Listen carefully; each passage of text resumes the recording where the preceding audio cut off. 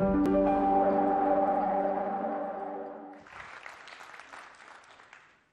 like, if you will, to participate with me in a little bit of a thought exercise. And that is where you're looking at me up on stage here, you're not seeing Dave. You're actually seeing my avatar. Let me frame that a little better. This is my body, my consciousness, and my experience that you're seeing is through my body. And I want to make this a little more personal for you in that where you're sitting or wherever you're standing, that what your body is a machine. This machine is carrying out the will and intentions of your consciousness. And you might say, well, that's odd. Why would you want me to make a distinction between these two?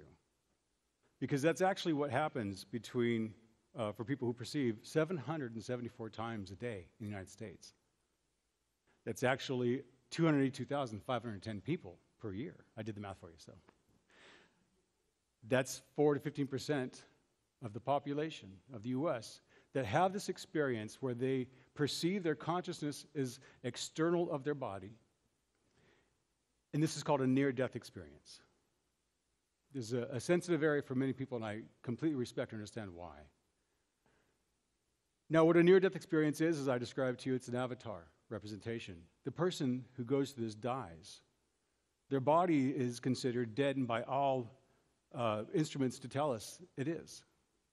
But yet they leave that avatar and have this profound experience that they would tell you that avatar would have kept them from being capable of having.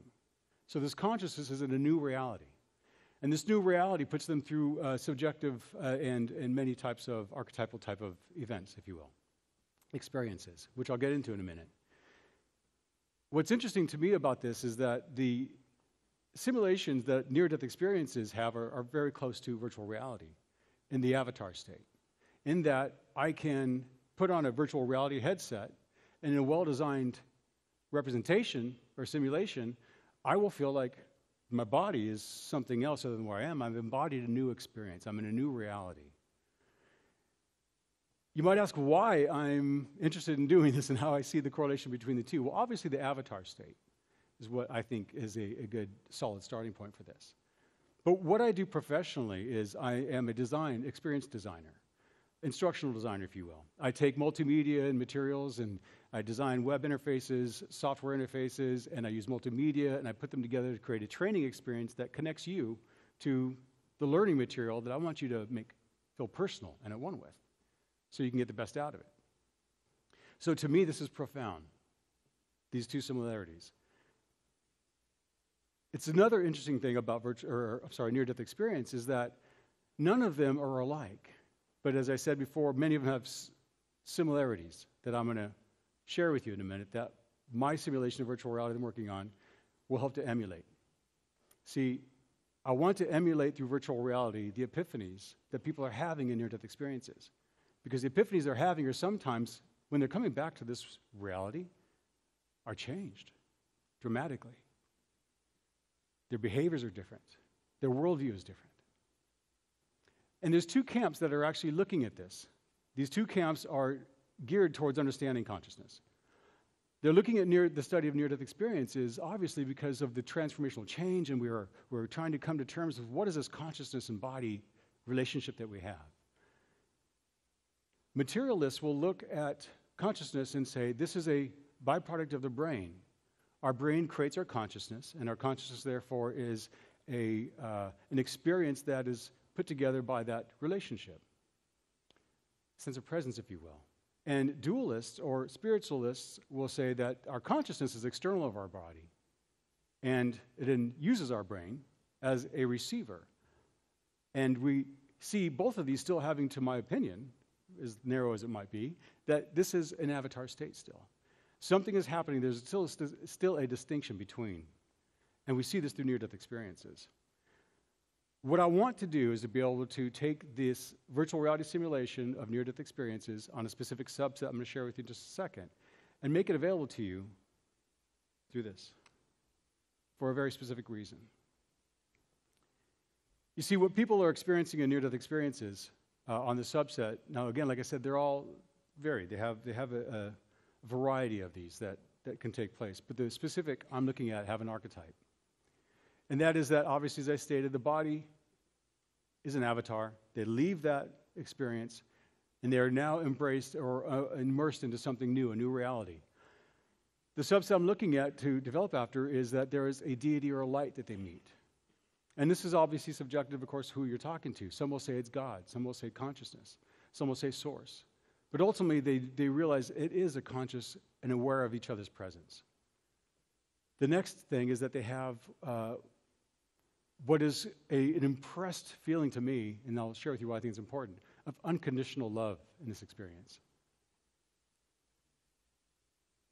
They also have a judgment or a life review. Now, this is key. This is part of the simulation I'm getting into, because what happens when we realize ourselves inside of a room that is full of people who love us and accepted?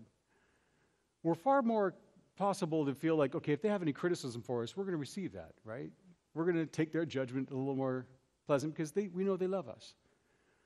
But what is profound about the near-death experience subset I'm looking at is that the judgment they receive is not from somebody else. It's not, say, from the deity or an outside source or even from their own personal judgment. What they are experiencing is they have a third state avatar experience, and I'll describe that as where they leave this perception of where they are, even have left the body already, and they embody the person of everybody, the body of everybody they met. They felt in their heart and thought in their mind what the person felt and how they treated them in life. The power of this, I think, is very obviously, it has an opportunity to recalibrate, I think. And this is what we see that happens with them when they come back into this reality. They are recalibrated somehow. So another study around what I want to share with you in this is that, obviously here, I'm sorry for putting this thing, they come back with behavioral changes. Now, what I want to be able to share with you is something that I think is we all have in common, and it's our birth, our death, and in between those two dates, the judgment of others. And sometimes it's good. Sometimes it's unnecessary. But almost always what it is there's some form of an opinion that we hold. And this opinion that we hold for each other turns into judgments. And I would submit to you today that this is an amazing tool of judgment that we're using against each other. Not the phone itself. But if we haven't understood so far, many people are unfamiliar with the way that our online account profiles are called avatars. And if I'm in this avatar and my consciousness is directing this behavior, then am I one more removed in how I express my behavior here? Because I'd say that many times we are. Many times we find ourselves behaving here differently than we do here. And why is that? Is that this is some kind of another out-of-body experience we're having? What is this avatar doing? What am I allowing this to represent me or my consciousness in doing? Now, I don't take opinions lightly. I mean, our opinions are something that we formulate with craft and care, and they're meaningful to us. But when we turn them into harsh judgments, I think that's where we need to realize that something is broken in the process. And now I want to introduce to you the other part of this concept, is that this is a bridge. Our heart and our mind. Now, this is nowhere near the first time that virtual reality has been presented from the stage here at TED or anywhere else. And the pioneers who have advanced the technology and the capabilities of virtual reality have dubbed virtual reality as the empathy machine. And because it has some very profound capabilities of giving somebody an immersive experience where they feel differently about something. This has been proved by a number of studies. I'm submitting we are the empathy machine. And that is a tool, just like this is a tool. If this empathy machine is broken, then it needs repair or recalibrating. I see the way that, let me get into a little bit of this neuroscience for just a moment.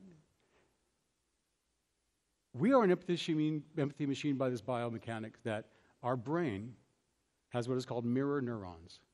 Now pause for a moment. Mirror neurons, what is a mirror? We're reflecting each other. In fact, science tells us an understanding at this day and age that the mirror neurons are what helps us to experience empathy. It's that key thing that gives us the possibility of having empathy for each other. that our brain speaks to our heart. Our heart neurons respond with pathogens and chemicals and says, I know what that is. I know how to respond to that. And it feeds it to the brain. The brain's like, okay, good deal. We're working together. Let's go. I know how to deal with this.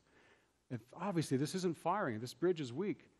That is why I see a specific capability of this virtual reality immersion experience, simulation of near-death experiences being possibly provided through this device itself, that you could turn it sideways. Log out of your profiles for an hour.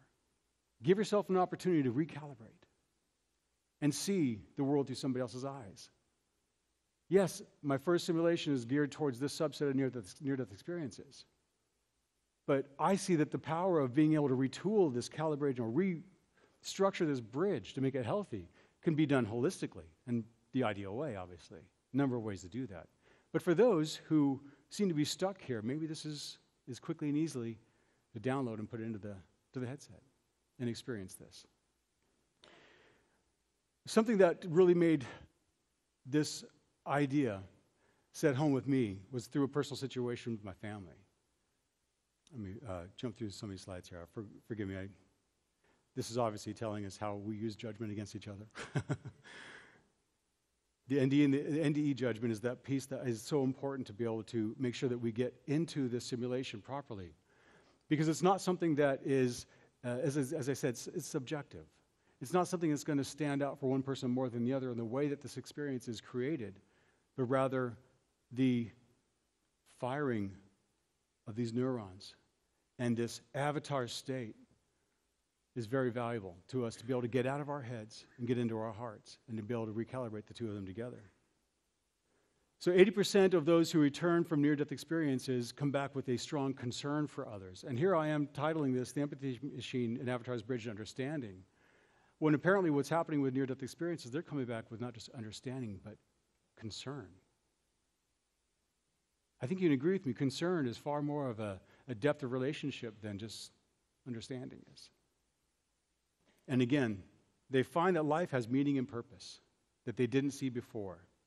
On the point of judgment, real briefly, I'd say that there is some sort of universal moral law or code, whether it be through our DNA or whether it be through the histories of humanity from the beginning of time that is formed in us, or if it's just simply because it's taught to us in kindergarten.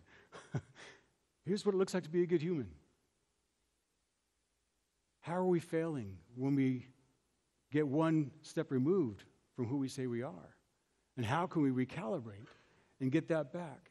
Some unplug, go holistic. I get it. For some, this might be a healing tool. And I say that in this sense. With my family, we had a pet. This dog, Kasha is her name. She was with us for, trying to get this up here. Let me pass through, I'm sorry, let me get through this. Kasha is a dog that we had, and I'm sorry, this isn't the updated slide deck, so sorry. We jumped through these. Kasha is a dog that we had. And I say had, obviously you know where this is going. 2 years old, just under 2 years old, she had been diagnosed with these cancerous tumors and cysts that are wrapped through her body, all of her organs and her arteries. She went through a tremendously invasive surgery. We knew that this is our last day with her.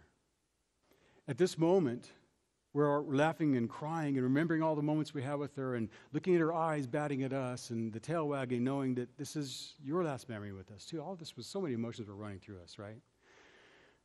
One of the daughters in that image, up to a month later, every day she's still crying. Sometimes wailing. She had such a connection with this animal in her life, this beautiful creature.